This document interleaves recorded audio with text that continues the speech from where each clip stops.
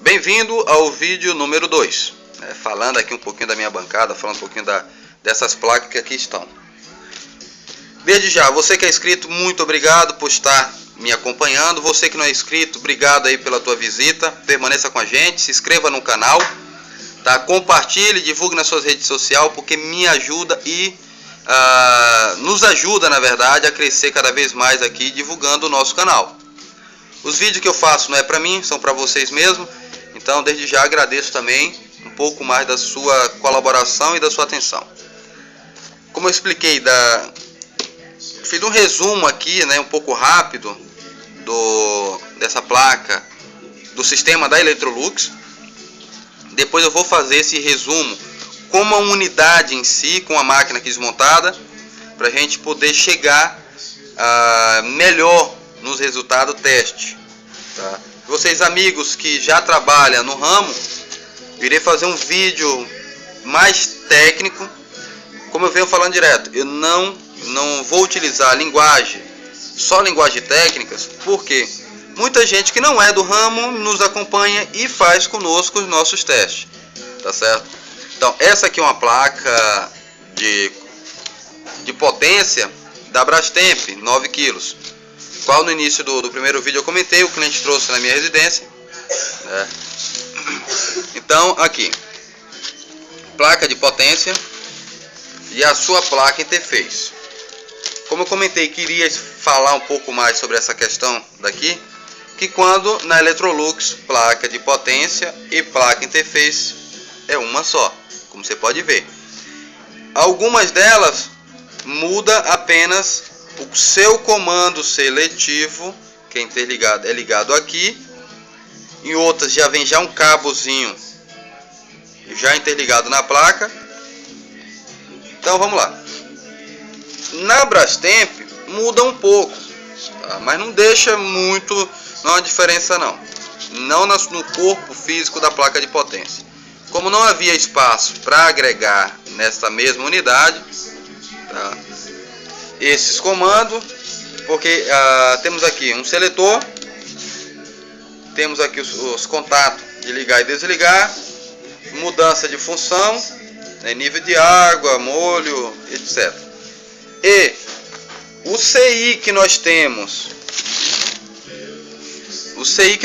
aqui, tá? Nós já não temos na Brastemp, tá bom? Temos aqui o regulador de 5 volts. Temos aqui alguns triac que faz a sua função. Bomba d'água, pré-sostato, as solenoides, as válvulas de entrada de água. Tá certo? Então, que na Electrolux seria esses parrudozinho aqui, tá? Esses triac aqui. Aqui eu já tirei um, que era para fazer um teste numa outra placa, mas posterior eu vou colocar nessa, que essa tá boa. Então, o que acontece? Essa placa, ela é ligada aqui, né? Você pode ver. Então,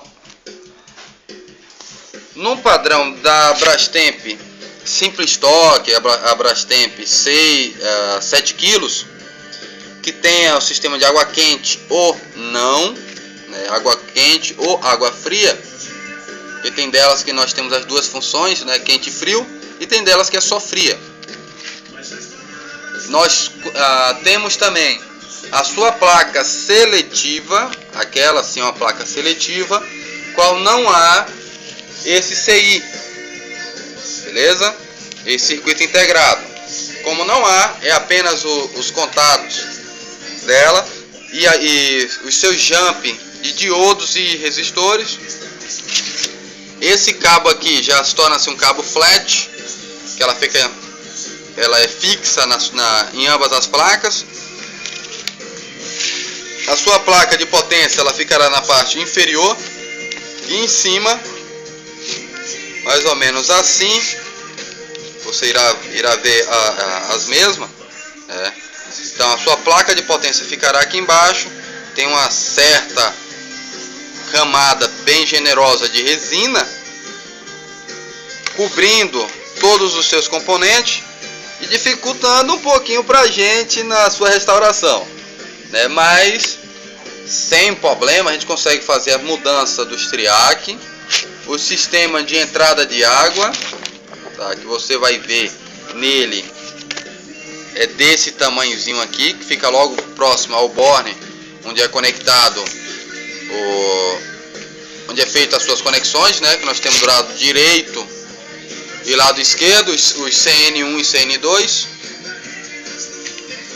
Então vamos lá. Essa placa aqui, particularmente, ela não está ligando, não está dando sinal nenhum. Já testei esta parte aqui. Infelizmente também não respondeu nenhum comando de teste. Essa aqui era um amigo que veio de Recife, né? O Adiran trouxe até minha casa.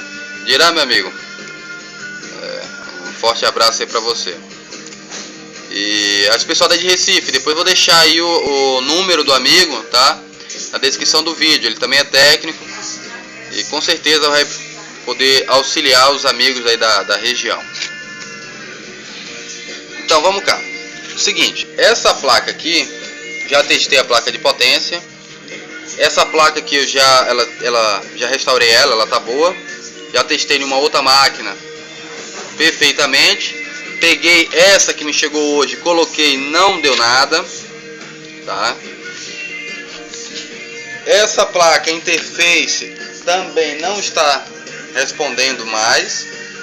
A gente coloca na tomada, ela não dá sinal algum. Então iniciei os testes aqui na bancada. Como às vezes os amigos entram em contato comigo via WhatsApp, gente, eu estou respondendo aí a galera, tá? Através de chamada de áudio, tá bom? Você que manda um áudio e aí eu consigo ouvir e entender o que você quer, porque às vezes você escreve e alguns caracteres eu não consigo entender, como é muita gente, então infelizmente eu não consigo parar e estar interagindo mais, né? Ter interação maior com vocês. E já peço desculpa por isso também, que eu sei que vocês têm uma certa urgência. Tá? Então por isso que eu vou tentar ver se eu consigo fazer mais vídeos em sequência, pelo menos 2 por semana. Então iniciei os testes da placa. Primeiro a inspeção visual, né, nela. Já identifiquei o seguinte: várias oxidação nas trilhas. Tá? Eu já raspei alguns aqui, ó. Talvez não dê para você ver direito, mas pronto, você vai ver uma pequena diferença de cor. Que eu já raspei para testar essa trilha, tá? Daqui para aqui. Tem outros pontos que a gente ainda consegue visualizar aqui também, ó. Muito próximo, ela não foca direito. Aqui, ó. Isso é proveniente de água, de umidade. Tem alguns pontos aqui mais escuros, tá? Aqui também a sua camada muito fina de silicone, tá? De silicone não conseguiu impedir essa infiltração, né? E consequentemente ocorreu tem vários pontos de oxidação nessa placa aqui, tornando-se inviável a sua restauração. Olha só, tá? Você tem uma placa dessa e pensa, poxa, eu vou mandar o cara lá, vai restaurar. E quando você chega e se depara com essa situação, é uma coisa também que você pode fazer na sua casa: a retirada do circuito. Não tem segredo, não tem risco de quebrar nada, tá? E fazer essa inspeção visual, porque tem muitas vezes acontece cair água nesse sistema assim. A princípio você não vai identificar logo um defeito, caiu, a máquina parou, não. Mas ao decorrer do tempo, ela vai oxidando esses filamentos, tá? E termina se rompendo, tá? Termina se rompendo, com isso deixando de ter a comunicação entre os componentes, e aí a sua placa termina parando. Então, Mas Josias, realmente não tem como recuperar essa placa? Nunca diga nunca, tá? Talvez aí você falar, mas você falou que se tornou irrecuperável. Tornou-se inviável a restauração dela, porque você pode perder aí um dia ou dois refazendo todos esses filamentos. Como você pode ver, os filamentos não são grossos, são muito finos, tá? Tentar, pronto. Você pode ver, os filamentos é muito fininho, então você perderia aí um dia ou dois tentando refazer todos os filamentos aonde estão oxidados, tá certo? Então torna-se financeiramente inviável, tanto para você quanto para o cliente, porque após a restauração o cliente quer garantia. Como é que você vai poder garantir ao cliente?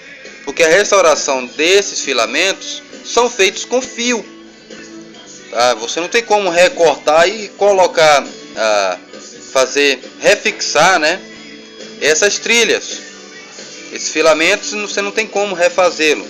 Então você estaria fazendo um jump, estaria vindo soldando sobre eles um fiozinho fino e posterior fazer aí uma impermeabilização, né, com verniz, com silicone ou o que for. Então você não teria como dar uma garantia para o cliente. Olha, vou te dar 3 meses de garantia no serviço, porque está funcionando agora. Você vê, elas são flexíveis, né? Então pode chegar na casa do cliente e não funcionar, ou chegar na casa do cliente, o cliente iniciar o processo de lavar, passar aí 15 dias e ela parar, e aí você vai ter que desembolsar uma nota dessa placa para o cliente, tá? Então acho que esse vídeo foi mais assim um vídeo informativo, não foi lá esse vídeo técnico, mas eu acho que deu para vocês entenderem um pouquinho quando a gente fala, né, de restauração de placa ou substituição da placa. Eu particularmente faço a substituição da placa em último caso. Só tem 2 ocasiões que a gente faz a substituição da placa. Uma é essa, extrema oxidação em vários pontos da placa, tá certo? Então tornando-se uma restauração crítica. Então eu particularmente já descarto. A segunda é quando há queima desse CI.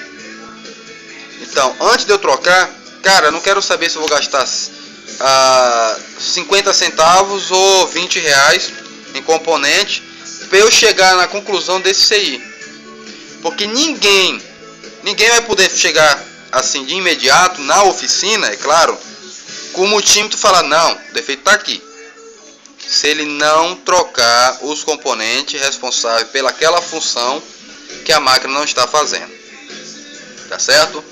Então se um técnico lá qualquer chegar na sua casa, sua máquina está girando para um lado só, e ele falar, não, eu tenho que trocar a placa, olha na cara dele e fala, ó, assista esse videozinho aqui que ele vai lhe ensinar. Nós temos sentido horário, tá? Sentido horário e sentido anti-horário. São esses 2 aqui, tá bom? É baratinho, não custa mais do que 5 reais cada. Então sai muito mais barato do que você pagar 150 reais numa placa dessa, que com certeza o técnico irá lhe cobrar bem mais do que isso para fazer a troca. Então só uma dica, beleza? Obrigado pelo seu joinha, mas ainda por você ter se inscrito no canal, por você compartilhar esses vídeos e outros desse mesmo segmento de placas interface ou placa de máquina de lavar. Tá aí na nossa playlist, dá uma olhadinha lá, com certeza vai ter um aí que você vai se identificar com você ou com o seu problema, beleza?